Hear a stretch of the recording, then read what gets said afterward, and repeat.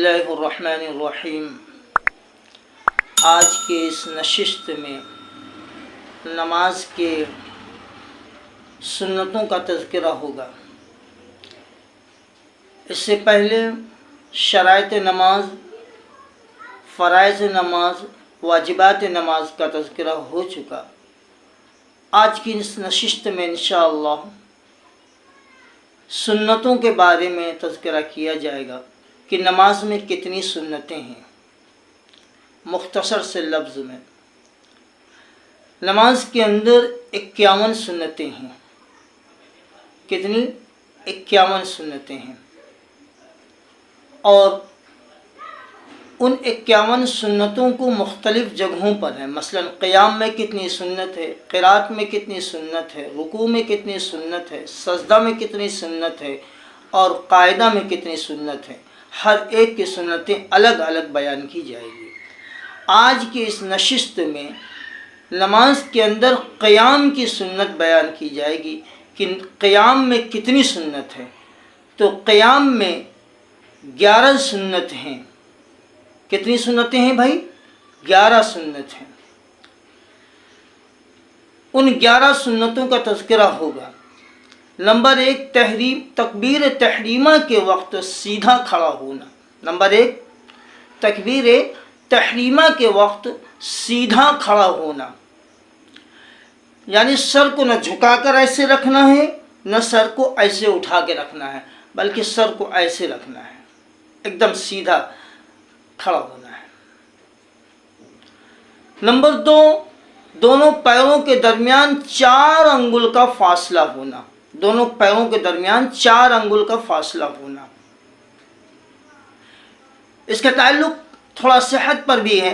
अगर तगड़ा और तंदुरुस्त मोटे आदमी हैं तो वो थोड़ा सा बढ़ा सकते हैं, क्योंकि 4 अंगुल का फासला वो रख करेंगे तो जो है बदन भारी होने की वजह से दिक्कत है। और ऐसा नहीं है, नॉर्मल जिस्म है तो 4 अंगुल का फासला रखा जाएगा। नंबर 2। नंबर 3, मुक्तदी की तकबीर तहरीमा, इमाम की तकबीर तहरीमा के फ़ौरन बाद होना। इमाम साहब ने जैसे कहा अल्लाहु अकबर, मुक्तदी फ़ौरन अल्लाहु अकबर कहे। लेकिन यहाँ पर एक बात बहुत बारीकी से ख्याल रखना है कि इमाम के अल्लाहु अकबर के बर से पहले मुक्तदी की बर अदा न होने पाए, वरना इक्तदा सही न होने की वजह से नमाज सही न होगी। बात फिर समझ लीजिए। नंबर 3, मुक्तदी की तकबीर तहरीमा इमाम के तकबीर तहरीमा के फ़ौरन बाद होना चाहिए। नंबर 4, तकबीर तहरीमा के वक्त दोनों हाथ का कानों तक उठाना। तकबीर तहरीमा कहते वक्त दोनों हाथ का कानों तक उठाना। कैसे भाई? ऐसे, ये कान की 2 लौ है जो यहाँ तक पहुँचे अंगूठा। नंबर 4, तकबीर तहरीमा के वक्त दोनों हाथों का कानों तक उठाना। नंबर 5, दोनों हाथों की हथेली को क़िबला की तरफ रखना। दोनों हाथों की हथेली को क़िबला की तरफ रखना, ये 5वें नंबर पर है। कैसे भाई? ऐसे नहीं। बहुत से लोग ऐसे करना है, ऐसे नहीं करना। बहुत से लोग उठाते हैं हाथ ऐसे, अल्लाहु अकबर, ये नहीं, ऐसे। समझिए, ये हथेली दोनों क़िबला की तरफ हो। यह हथेली क़िबला की तरफ हो। नंबर 6, उंगलियों को अपनी हालत पर रखना। उंगलियों को अपनी हालत पर रखना, ना तो यूं रखना है और ना यूं करना है, बल्कि ये है अपनी असली हालत हाथ की। बगैर किसी तसन्नुअ के जब हाथ ऐसे रहते हैं आदतन, तो इंसान के हाथ ये रहते हैं, ये इसको यहां तक लाना है। नंबर 6, उंगलियों का अपनी हालत पर रखना। नंबर 7, दाहिने हाथ की हथेली को बाएं हाथ की हथेली की पुश्त पर रखना। नंबर 7, दाहिने हाथ की हथेली को बाएं हाथ की हथेली की पुश्त पर रखना। ये है दाहिने हाथ की हथेली और ये है बाएं हाथ की पुश्त। یہ ہے بائیں ہاتھ کا پشت. اس ہتھیلی کو اس پشت میں ایسے رکھے. کیسے؟ ایسے.